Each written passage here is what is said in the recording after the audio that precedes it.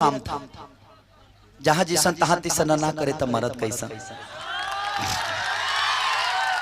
वो मैं काम किया तो अपने परछाइयों से हटना बहुत कठिन होती है भाई। मैं बॉम्बे शहर में गया तो हर डायरेक्टर, हर प्रोड्यूसर, यहाँ तक कि रानी चटर्जी की मैं बात नहीं बोलूंगा, मेरी बड़ी अच्छी दोस्त है। जब मेरी पहली सिनेमा आई थी तो रानी चटर्जी ने प्रोड्यूसर से बोला कि इतना गंदा हीरो कहां से लेके आ गया। आज आप लोग के प्यार से वही रानी चटर्जी खेसारी से काम करने के लिए कहते हैं कि अच्छा है कोई सिनेमा किया जाए।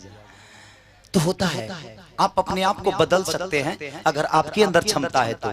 किसी की सहारे की जरूरत नहीं है, किसी की सहारे की इस धरती पे जरूरत नहीं है। अगर आपके अंदर हौसला हो, आपके अंदर पावर है कुछ कर जाने की, तो इस धरती पे हर आदमी एक एकलव्य है। गुरु की जरूरत नहीं है। एकलव्य ऐसा आदमी था कि मूर्ति का पूजा कर कर और दुनिया का सबसे बड़ा धनुधारी बन गया। कोई जरूरी नहीं है रामायण पढ़ने से कोई विद्वान नहीं होता है। अगर चलाना है तो राम की परिभाषा को चलाइए। राम ने जब बन गए तो श्री राम थे वो, लेकिन जब लंका से वापस अयोध्या लौटे तो मर्यादा पुरुषोत्तम श्री राम कहलाए। उसका रीजन यही था कि उन्होंने कभी बड़े लोगों का साथ नहीं लिया, उन्होंने सुग्रीव को अपनाया, शिवरी का जूठा बैर खाया, नल और नील को अपनाया। बाली बहुत बलशाली था, रावण को 6 महीने कांख में दाबकर और पूरे लंका को घुमा दिया था। 6 महीने तक कांख में दाबकर रावण को घुमाया था बाली। तो समस्या वो नहीं है, आप दलितों को लेकर चलिए, कमजोर वर्ग के लोगों को चलिए। हम करते क्या है, अगर एक ड्राइवर को मार्केट भेजना है तो उसको 25 बार समझाते हैं, यहाँ से राइट लेना, राइट से लेफ्ट लेना। उसके ऊपर छोड़कर तो देखिए, जिस दिन उसके ऊपर विश्वास करना सीखिएगा ना, आपका करता धरता भी आप ही की तरह तेज हो जाएगा और फिर उसको समझाने की जरूरत नहीं पड़ेगी। ये होता है। जब नल नील और सारे बानर समाज के लोग जब पत्थर फेंकते थे समुद्र में तो पत्थर तैरता था, तैरने लगता था। लेकिन जब राम जी एक पत्थर उठाकर समुद्र में फेंके तो वो पत्थर डूब गया। तो फिर राम जी ने हनुमान से पूछा कि हनुमान ये बताओ कि सब फेंक रहे हैं तो पत्थर ये तैर रहा है, लेकिन मैं फेंक रहा हूं तो ये डूब क्यों गया। तो उन्होंने एक ही जवाब दिया कि भगवान, जिसको आप छोड़ देंगे वो तो डूब ही जाएगा ना। ये तो पत्थर है, जिसको आप छोड़ देते हैं वो डूब जाता है, तो वो क्यों नहीं डूब जाएगा।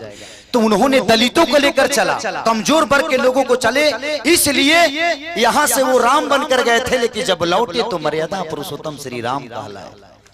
तो ये होता है। तो जीवन में कमजोर वर्ग के लोगों को लेकर चलिएगा। किसी अमीर के घर पे जाइएगा ना तो पानी पिलाने में 1.5 घंटा लगता है भाई, वो पानी लाने में 1.5 घंटा लाएगा। लेकिन किसी गरीब के घर पे जाइएगा तो बासी रोटी ही लेकर आएगा, भैया 2 रोटी खा लीजिए, आप बहुत भूखे होंगे। तो ये होती है गरीबी। गरीबी में सिर्फ मोहब्बत मिलती है, गरीबी में सम्मान मिलता है, गरीबी में वो पावर है कि गरीब के घर पे जाने के बाद लगता है कि मैं अपने घर पे हूं, लेकिन अमीर के घर पर जाने के बाद लगता है कि किसी होटल में आ गया हूं मैं। ये होता है। तो गरीबों को लेकर चलिए, गरीबों को अनादर कभी मत करिए, उसका आदर करिए, उसका सम्मान करिए। अगर आपके पास 10 रुपये बचते हैं तो किसी गरीब को खिला दीजिए, जीवन में वो 10 रुपया कभी आपको 10 करोड़ कमाएगा। इसीलिए मैं गरीबों का मदद करता हूं, हम दर्दों का हमदर्द बनता हूं, जिसको दर्द होता है उसका मरहम बन के उसके पट्टी बन जाता हूं और उसके जीवन में साथ चलता हूं। और हमेशा चलना सीखिए आप लोग अपने आप को। हमेशा जो आदमी लड़ता है वो क्रांतिकारी कहलाता है। हम एक नेता का झंडा लेकर अपने सर पे बांध लेते हैं कि ये हमारे जात का आदमी है। किसी दिन आप भी जिस दिन खुद का झंडा बनाकर खड़ा होइएगा ना, तो लड़ना है तो क्रांतिकारी बन के लड़िए, किसी का झंडा लेकर घूमने की जरूरत नहीं है। आप कमाइएगा तो ही खाइएगा। आज चुनाव है, सब आदमी अपना अपना झंडा देकर आपको बुर्बक बना के कौन विकास करता है, कोई नहीं। जब आप कमाइएगा तभी ना खाइएगा जी, तो जब कमाइएगा तभी खाइएगा। तो हम किसी के पीछे भागेंगे क्यों, हम खुद का साम्राज्य खड़ा करेंगे, हमारा खुद का झंडा होगा। हम रहते अपने घर में है तो किसी दूसरे के लिए सर कटाने की कोई जरूरत नहीं है। आपके पीछे आपका परिवार है, आपका बच्चा है, आपका भविष्य है, आपकी जीवन है, उसको संवारिए और उसको संवारने में लगाइए। जातिवाद मत करिए, किसी भी जात का आदमी हो, इंसान तो है ना। तो ये हमेशा करिए, गरीबों का मदद करिए, किसी का बुरा मत चाहिए। रोड पे चलने वाली हर उस लड़की को बहन के रूप में देखिएगा ना, तो शायद आपके भी बहन को कोई देखेगा तो आपके नजरिए के हिसाब से उसको भी देखेगा। तो रोड पे चलने वाली हर उस लड़की को बहन के स्वरूप मानिए।